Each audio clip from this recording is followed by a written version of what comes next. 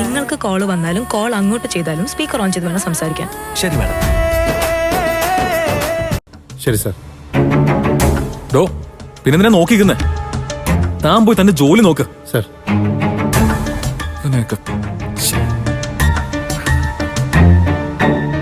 എടാ നീ ഒന്ന് കൂളാവ്.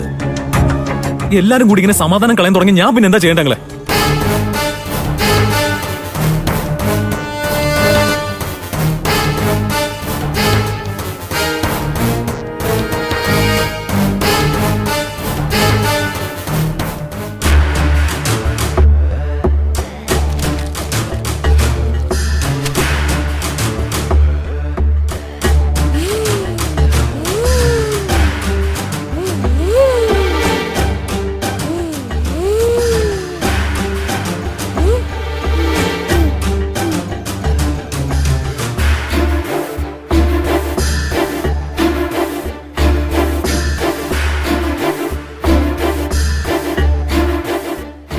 വിച്ചുമോനെ, അമ്മ കുളിച്ചിട്ട് ഇപ്പൊ വരാട്ടോ.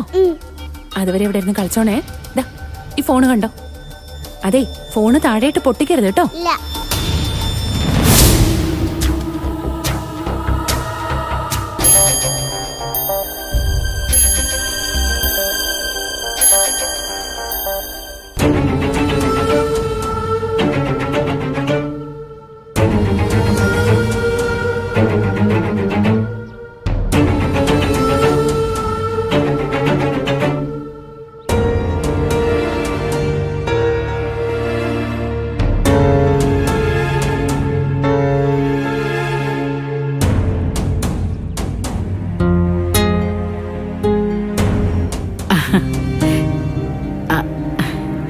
അല്ല, മുത്തശ്ശിയുടെ വെച്ചുകൂട്ടനെ എന്ത് ചെയ്യുവാ?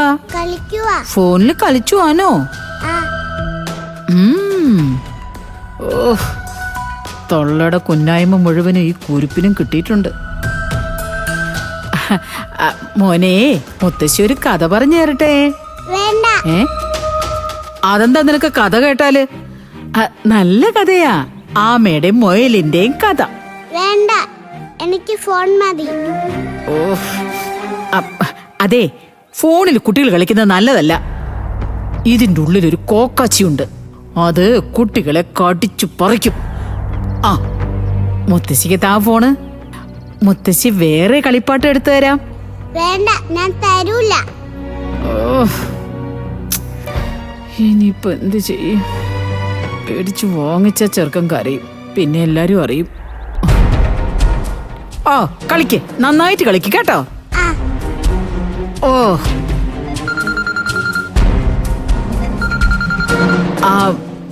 മക്കളെ, കോള് വരുന്നുണ്ടല്ലോ. അതെ, അത്യാവശ്യമായിട്ട് ആരോ വിളിക്കുക.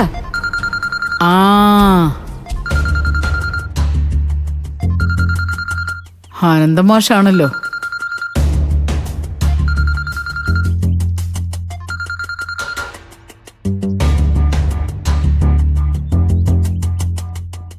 ഹലോ, മോളെ അനു?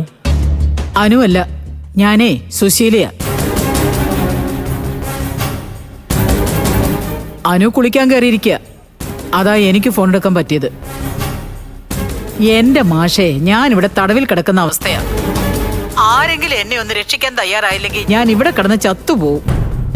സുശീല വേറെ എങ്ങും അല്ലല്ലോ, സ്വന്തം വീട്ടിൽ തന്നെയല്ലേ.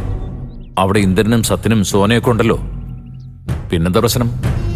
എല്ലാവരുടെയും മനസ്സ് മാറ്റാൻ പറ്റിയ മരുമക്കളാണല്ലോ എനിക്കുള്ളത്. എന്റെ മക്കളെല്ലാം മരുമക്കൾ പറയുന്നതേ അനുസരിക്കൂ. ദേ, എല്ലാവർക്കും കൈവശം കൊടുത്ത് ചൊൽപ്പടിയിലാക്കിയതേ മാഷയുടെ മോളാ അനു. ഇത്രയൊക്കെ ആയിട്ടും സുശീലയുടെ സ്വഭാവത്തിന് മാറ്റമൊന്നും വന്നിട്ടില്ലല്ലേ?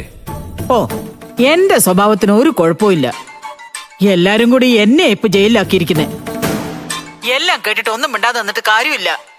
എന്നെ ഇവിടുന്ന് രക്ഷിച്ചിറക്കി വിടേണ്ട ഉത്തരവാദിത്തം നിങ്ങൾക്കും കൂടിയുണ്ട്. ഇല്ലെങ്കിലേ അനുഭവിക്കാൻ പോകുന്നത് നിങ്ങളുടെ മകള് കൂടിയായിരിക്കും.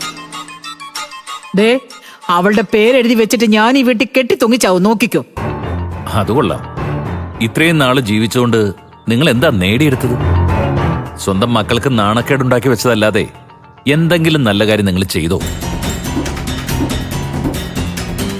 ഇത്രയൊക്കെ അവരെ ഉപദ്രവിച്ചത് പോരാഞ്ഞിട്ട് ഇനിയും നിങ്ങളുടെ മരണം കൊണ്ടുകൂടി അവർക്ക് നാണക്കേട് ഉണ്ടാക്കാനാണ് നിങ്ങളുടെ തീരുമാനമെങ്കിൽ അതങ്ങനെ തന്നെ നടക്കട്ടെ. ഹലോ കൊട്ടി ചെയ്തിട്ട് പോയോ? ഓ എന്റെ പുക കാണാൻ കാത്തിരിക്ക അയാള്. കാണിച്ചു കൊടുക്കാൻ ഞാൻ. എനിക്ക് ഫോൺ താ, വേഗം താ. ആ അതാ വരുന്നു.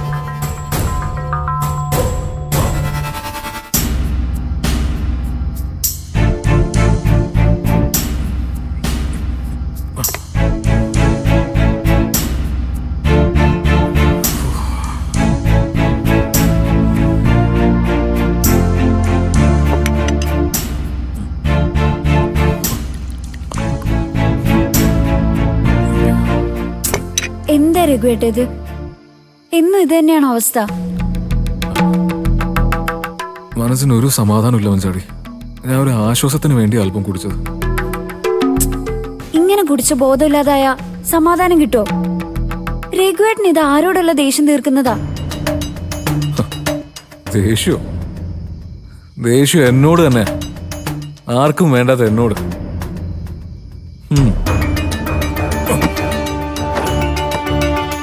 നിന്നെ ആർക്കും വേണ്ടാന്ന് ആരാ പറഞ്ഞത്? ഇതൊക്കെ നിന്റെ വെറും തോന്നലല്ലേ? അല്ല ഭാനുമേ, ഭാനുമെന്നെ വെറുതെ സമാധാനിപ്പിക്കാൻ നോക്കണ്ട.